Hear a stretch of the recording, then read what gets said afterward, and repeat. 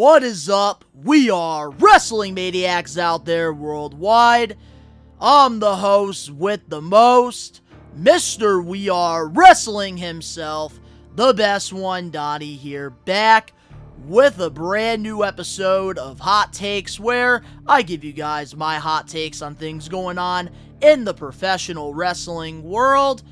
But before we get into this week's topic, if you're not We Are Wrestling Maniac yet already, and you're not a part of the thousands of subscribers, the best way to support us is by hitting that subscribe button now, turning on the post notifications.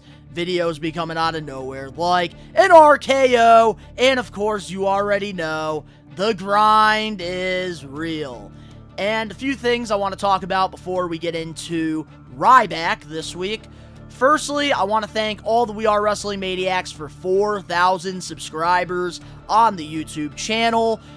It's been such an awesome experience, growing this with you guys, and it's all because of you guys that we're at 4,000 subscribers. We're 96,000 away from getting that silver play button. It's a slow grind, but we're going to get there. We love each and every one of you guys, and we're hoping that you guys have a blessed Memorial Day today. I know I am, because I am off of work. And thank you for 4,000 subscribers. And secondly, I want to thank all the We Are Wrestling Maniacs who joined both WWE Night of Champions and AEW Double or Nothing live streams for the pay-per-views. And normally on the We Are Wrestling YouTube channel, we do watch-alongs to any WWE or AEW premiere live event, and we appreciate everybody that joined us this long weekend. We've had lots of content coming to the We Are Wrestling channel out of nowheres like RKOs, but we appreciate all the love and support, and even getting us to 4,000 subscribers. So with that being said, let's get into this week's episode of Hot Takes. And former WWE superstar Ryback has been going on Twitter and all of social media for the past 8 years since leaving WWE, and he has been very controversial. And apparently, he posted this tweet on May 26th and said this, and I quote, "Legal letters going out to all the social media companies today. We have given you every opportunity to do the right thing, and this is going to be pursued, if not made right. This isn't a game and is bigger than just me. Shadow ban technology has no place being used to begin with and is rooted in evil and corruption. At Elon Musk, you have failed to deliver on what you said you would do, and I hope you take this very seriously. At Twitter, at Instagram, at Meta, at YouTube, at TikTok, at Snapchat, at WWE, at Endeavor. Good luck." So, if you guys have not been following Ryback since leaving WWE in the late 2010s, he has been complaining a lot, whether it's CM Punk, whether it's not getting seen enough anymore, and he's been doing these antics for, I'd say, the last 5 years now, and it's sad how bad Ryback is going out, because Ryback, he was a very popular WWE star during the PG era, and some could say that he should have been WWE champion, and they were booking this guy, as the next Goldberg. And a lot of people in the wrestling community wanted to even see Goldberg versus Ryback as a dream match. And they were building Ryback as one of the top guys in WWE. But a lot of controversy began with him when CM Punk went on Colt Cabana's podcast, Art of Wrestling, about 9 months after leaving WWE in 2014. And pretty much came out and said that Ryback is not a safe worker. And pretty much, did a shoot interview on, his time in WWE and, called out Ryback for not being a safe worker. And that's really where all this controversy stuff began. And, Ryback was also dealing with a lot of injury issues towards the end of his WWE tenure. And after leaving WWE, he took a lot of time off from, competing in the ring, did a few independent, meet and greets and, did a few independent appearances and matches. But he was also, dealing with injuries. And I wish that Ryback would, if he wants to be noticed again, what he needs to do is get back in the wrestling scene.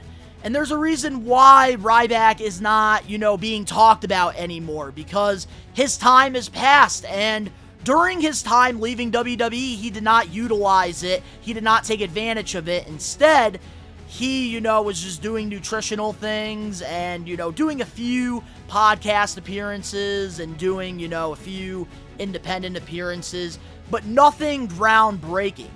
And one guy that really took advantage of the opportunities given to him and, really took his ball and, has been killing it ever since leaving WWE is Matt Cardona. And instead of, pretty much relying on what he did in WWE, he went on to the independent circuit and redefined himself, and now he is making the most money in his entire professional wrestling career. And Ryback has not really done anything in the wrestling world, and I am not surprised. Ever since leaving WWE, this man has lost 300,000 followers. And if I was Ryback, I would have been taking advantage of the opportunities, because one thing that a lot of these promotions outside of the WWE like to do is sign former WWE guys to get some exposure on their promotion. And one of the companies that really like to do that, besides AEW, is Impact Wrestling.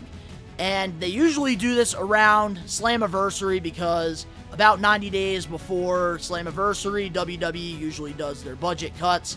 And, Impact Wrestling, they get a lot of eyes on their product during Slammiversary, because you don't know who you're going to see from WWE join Impact Wrestling.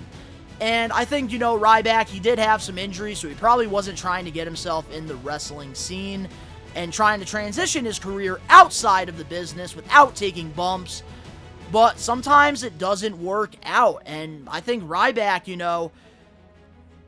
if, he did go to Impact Wrestling or go to AEW, he definitely probably could be getting more attention. He could be getting more exposure. But instead of blaming himself for failing his career after WWE, he's blaming Twitter. He's blaming TikTok. He's blaming Snapchat. He's blaming YouTube. He's blaming TikTok.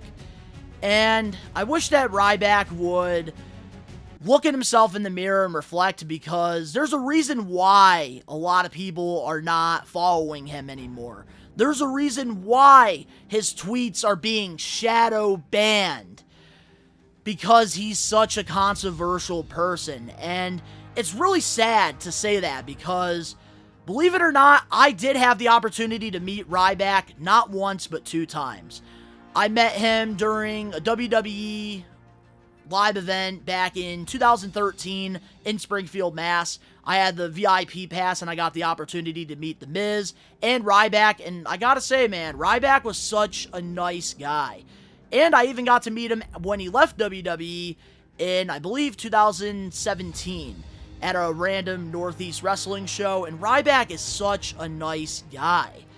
And the reason why in, the wrestling community they, put a lot of these, bad things on him is because he listens to those bad things. He goes on Twitter, he keeps freaking typing, he keeps tweeting, he keeps, being controversial. And a lot of people that take that route where, all they're focusing on is the drama, they become irrelevant like this. Snap of a finger. And it's really sad how bad Ryback is, going, because he was getting pushed very good in WWE, and he could have definitely been one of those guys that could have really taken off after WWE, like Cody Rhodes and Drew McIntyre and even Matt Cardona. But instead, Ryback was too focused on the negative stuff, and a lot of those, fans that looked up to you, a lot of them kids that looked up to you, they're a little bit older now, and they're not going to want to continue to hear somebody bitch about something over and over and over and over again. And all Ryback does, he tries to bash WWE. He tries to bash AEW. He tries to bash pro wrestling. So why are pro wrestling fans going to follow Ryback when all he's doing is bitching and moaning on Twitter? Nobody wants to see that. And if I was Ryback, I would just stop now.